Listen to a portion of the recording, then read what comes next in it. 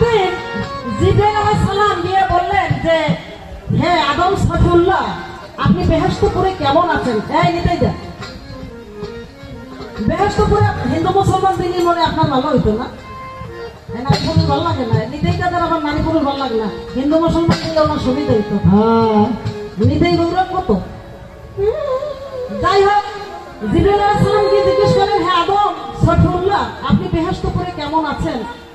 বাবা আদম উত্তর করলেন, হে হুজুর, বেহেশত বলে কথা, আমি খুব আরাম আয়েশের মধ্যে দিন অতিক্রম করছি, বাট কিসের জন্য একটা শূন্যতা ঘাটতি আমার হৃদয়ের মধ্যে আমি আপনাকে বলে বোঝাতে পারবো না।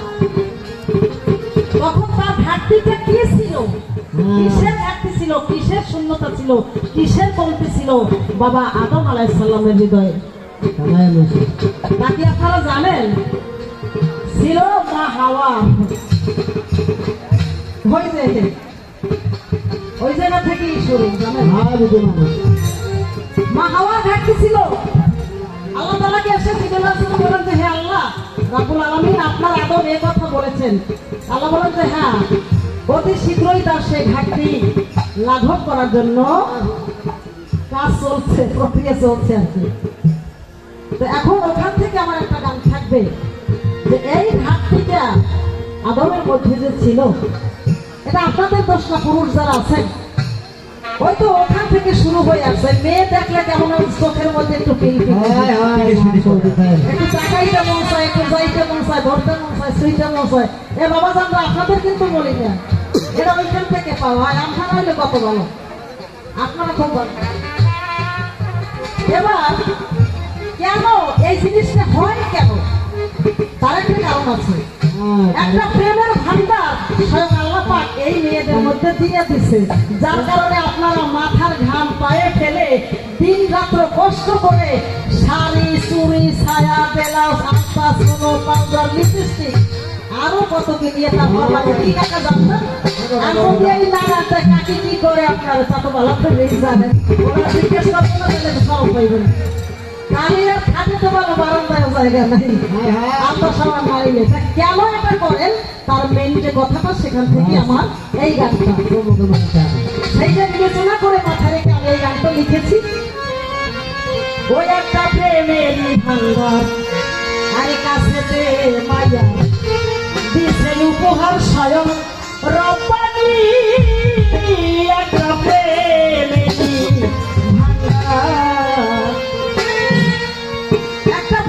ভান্ডার কাছে মায়ার দিছে উপহার স্বয়ং রব্বানি।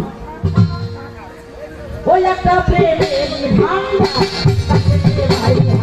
দিছে উপহার স্বয়ং রব্বানি, একটা প্রেমের ভান্ডার দিছে উপহার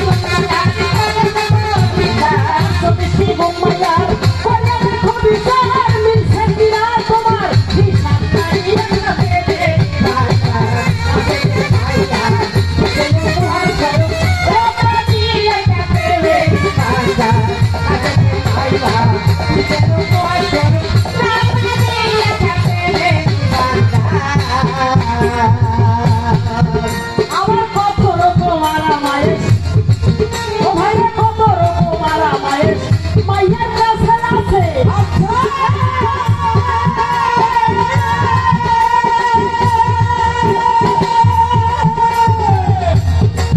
ও মাইয়ার দুই চোখে আল্লাহ তাআলা দিয়া গুণ গাইছে, কত তোমার মাইয়ার কাছে আছে।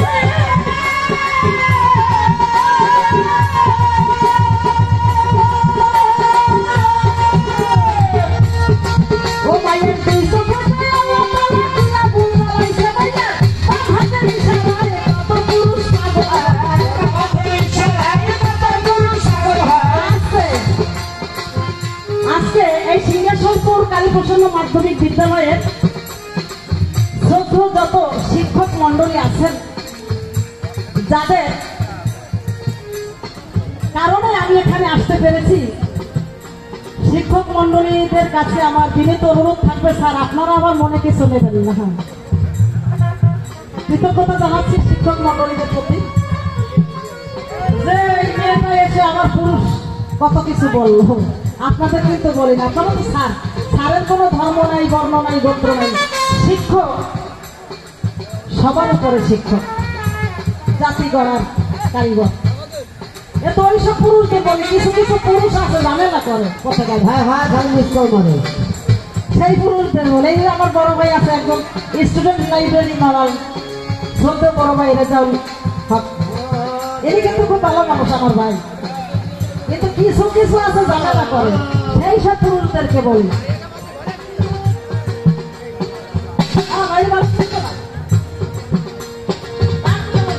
ও মাইয়ার বাম হাতে ইশারায় কত পুরুষ পাগল হয়, বাম হাতে ইশারায় কত পুরুষ পাগল হয়। তুমি কি ঠিক থাকিতে পারবা না,